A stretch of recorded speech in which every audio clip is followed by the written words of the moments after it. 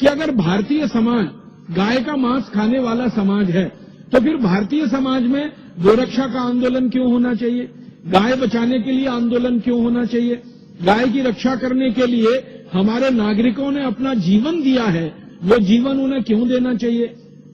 हमारे इतिहास में तो एक बहुत बड़ा उदाहरण मिलता है अमर शहीद मंगल पांडे का, जिन्होंने गोरक्षा से आंदोलन की शुरुआत की और देश की आजादी का आंदोलन वो बन गया पूरे भारतवर्ष में, और उसने आग लगा दी पूरे देश को। आप जानते हैं अमर शहीद मंगल पांडे को फांसी हुई थी तो सवाल तो गाय की रक्षा का था। जब मंगल पांडे अंग्रेजी सेना में नौकरी करने के लिए भर्ती हुए बैरकपुर की छावनी में, जो कोलकाता के नजदीक है, उनको किसी ने बता दिया कि आप जो कारतूस मुंह से खोलते हो इसमें गाय की चर्बी लगी होती है, और अगर आप कारतूस मुंह से खोलते हो उसमें गाय की चर्बी लगी होती है तो आप तो गोरक्षा की बात करते हो, फिर ये कैसे होता है। तो मंगल पांडे को तो विश्वास नहीं हुआ।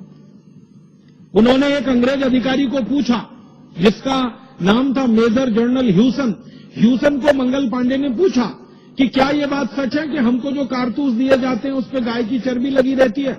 मेजर जनरल ह्यूसन ने न हाँ कहा न ना कहा। मंगल पांडे ने फिर पूछा, फिर उत्तर नहीं मिला तो उनको गुस्सा आ गया और उनके हाथ में जो बंदूक थी, राइफल थी, उसको उन्होंने चला दिया और ह्यूसन को मार डाला। ह्यूसन की हत्या हो गई। और ये काम मंगल पांडे ने बहुत सोच समझ के किया था, पूरे होशो हवास में किया था और विवेक के साथ किया था। और ये घटना घटित हुई, आप जानते हैं 29 अप्रैल 1857 को मंगल पांडे को गिरफ्तार करके फिर उनके ऊपर मुकदमा चला। उस पूरे मुकदमे की सुनवाई के दौरान मंगल पांडे ने जो सबसे बड़ी बहस की, उन्होंने अपना वकील नहीं किया था, खुद अपनी बहस की, और उस बहस में वो बार बार ये कहते रहे कि मेरे भारत की जमीन पर अंग्रेज आए, हमारे देश पर उन्होंने कब्जा किया, हमारी गौ माता की हत्या की, हमको गुलाम बनाया, हमारी लूटपाट की, हम ये बर्दाश्त नहीं कर सकते। गाय हमारी मां है और हमारी मां का कोई अंग्रेज कत्ल करे ये तो मैं बर्दाश्त नहीं कर सकता, इसलिए अंग्रेजों को तो मैं नहीं छोड़ सकता। अगर मुझे आपने जिंदा रखा तो और 2, 4, 5 अंग्रेज अधिकारियों को मैं ऐसे ही मारूंगा जैसे मैंने मेजर ह्यूसन को मारा। इस पर पूरे देश में क्रांति की और बगावत की शुरुआत हुई थी। तो आप जरा कल्पना करो कि जिस देश के नागरिक गाय की रक्षा करने के लिए बलिदान होने को तैयार हैं, गाय कटने से बंद हो, गाय बचे, उसके लिए वो अपना आत्मोत्सर्ग करने को तैयार है, उस देश के लोग गाय का मांस कैसे खा सकते हैं। हमारे वेदों में कोई प्रमाण इसका नहीं मिलता। हाँ, हमारे यहां तो उल्टे प्रमाण मिलते हैं कि गाय को अगर कोई मारता है तो उसको मार दिया जाए, गाय को कोई काटता है तो उसके हाथ काट दिए जाएं, गाय को कोई काटता है तो उसके पांव काटे जाएं। हमारे वेदों में, शास्त्रों में इस तरह के उदाहरण मिलते हैं। तो जिन वेदों में, उपनिषदों में, अन्य शास्त्रों में गाय को कत्ल करने वाले को फांसी दी जाए, ऐसे उदाहरण मिलते हो, वहां कैसे संभव है कि गाय की हत्या करने वाले लोग हों या गाय का मांस खाने वाले लोग हों। अंग्रेजों ने ये सारा विक्षेप हमारे शास्त्रों में भरवाया। आपको सुनकर हैरानी होगी कि भारत में एक मूल प्रति है मनुस्मृति की, जो हजारों वर्षों से आई है, और एक मनुस्मृति अंग्रेजों ने लिखवाई है। आपको मालूम है, हमारे देश में मनुस्मृति की एक प्रति अंग्रेजों ने लिखवाई है, और अंग्रेजों ने इसको लिखवाने में मैक्स मूलर की मदद ली थी। मैक्स मूलर एक जर्मन विद्वान था जिसको संस्कृत बहुत अच्छे से आती थी। उसको कहा गया कि तुम भारत के शास्त्रों को पढ़ो और पढ़कर उनको बताओ कि उनमें क्या है, फिर जरूरत पड़ने पर उसमें रद्दो-बदल करेंगे। तो मैक्स मूलर ने मनुस्मृति का अनुवाद किया, जर्मन में किया, फिर अंग्रेजी में अनुवाद हुआ। फिर अंग्रेजों को समझ में आया कि मनुस्मृति तो न्याय व्यवस्था की सबसे बड़ी पुस्तक है और भारत की न्याय व्यवस्था का आधार है, तो उन्होंने मनुस्मृति में ऐसे विक्षेप डलवा दिए ताकि भारतवासियों को भरमाया जा सके और उनको गलत रास्ते पे चलाया जा सके।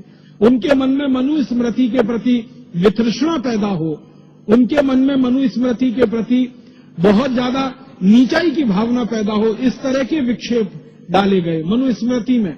इसी तरह के विक्षेप डाले गए हमारे अन्य बहुत सारे ग्रंथों में, और अंग्रेजों की इसकी बहुत बड़ी टीम थी और बड़े भारी लोग इस काम में लगे हुए थे।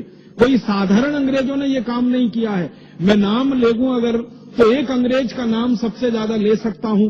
विलियम हंटर नाम का एक अंग्रेज हुआ करता था, जिसने सबसे ज्यादा भारत के इतिहास में विकृति डाली, जिसने सबसे ज्यादा भारतीय शास्त्रों को विकृत किया, जिसने सबसे ज्यादा भारत के पुराने ऋषि महर्षियों के लिखे हुए आप्तवचनों को, वाक्यों को बिल्कुल उल्टा कर दिया।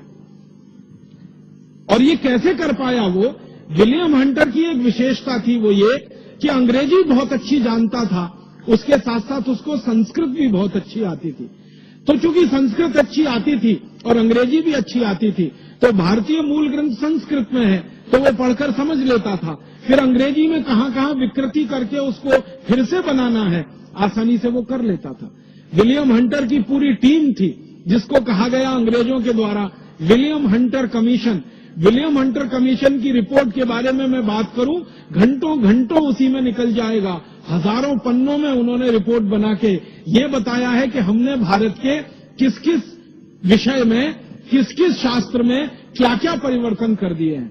ये अंग्रेजी संसद को उन्होंने भेंट किया था और वहां पर उसको प्रस्तुति करके उस पर बहस हुई थी। तो अंग्रेजों ने अपने देश में ऐसे बहुत सारे विद्वानों को तैयार करके भारत के शास्त्रों में विक्षेपण कराया। बहुत कुछ ऐसी चीजें भर दी उनमें जो विश्वास करने लायक नहीं है और तर्क पर कहीं ठहरती नहीं है और सूचना के आधार पर पूरी तरह से गलत है। सांस्कृतिक रूप से भारत नीचा देश है, गुलामों का देश है, हमेशा विदेशियों के हमलों का शिकार रहा देश है। अंग्रेजों ने एक पूरी दुनिया में एक झूठ प्रचारित किया, वो ये कि हजारों साल से भारत में विदेशी आते रहे हैं और भारत पर कब्जा करते रहे हैं, तो हम भी विदेशी हैं, हमने भी आकर भारत पर कब्जा कर लिया। जब हजारों साल से भारत विदेशियों का गुलाम हो सकता है तो हमारा भी गुलाम हो गया, इसमें कौन सी खास बात है। अंग्रेजों ने इतना बड़ा झूठ ये प्रचारित किया पूरी दुनिया में, हजारों साल से तो ये था ही नहीं। अंग्रेजों के आने से अगर ठीक ठीक पहले की जानकारी लें तो मात्र 1000 वर्ष पहले पहला विदेशी आया मोहम्मद बिन कासिम, जिसने भारत पर हमला किया और कुछ लूटपाट के चला गया। दूसरा आया महमूद गजनवी, जिसने सोमनाथ का मंदिर लूटा और भारत से चला गया। फिर तैमूर लंग आया, नादिर शाह आया, अहमद शाह अब्दाली आया, लूटपाट करके चला गया। कुछ ही लोग थे जो भारत में आए जिन्होंने लूटपाट के साथ साथ इस देश में राज किया, वो मुगल थे। जैसे बाबर आया, बाबर ने लूटपाट ही नहीं की, भारत के एक इलाके पर थोड़े दिन राज भी किया। फिर बाबर के पुत्रों ने किया, फिर उनके पुत्रों ने किया। ये एक समय है 300 वर्ष का, इसको हम एक खास नजरिए से देखें तो अंग्रेजों का ये झूठ बिल्कुल समझ में आता है कि हजारों साल से भारत विदेशियों का गुलाम रहा, कभी भी नहीं रहा। इसके उल्टे अंग्रेज हजारों साल विदेशियों के गुलाम रहे, इसके प्रमाण तो पूरी दुनिया के सामने है।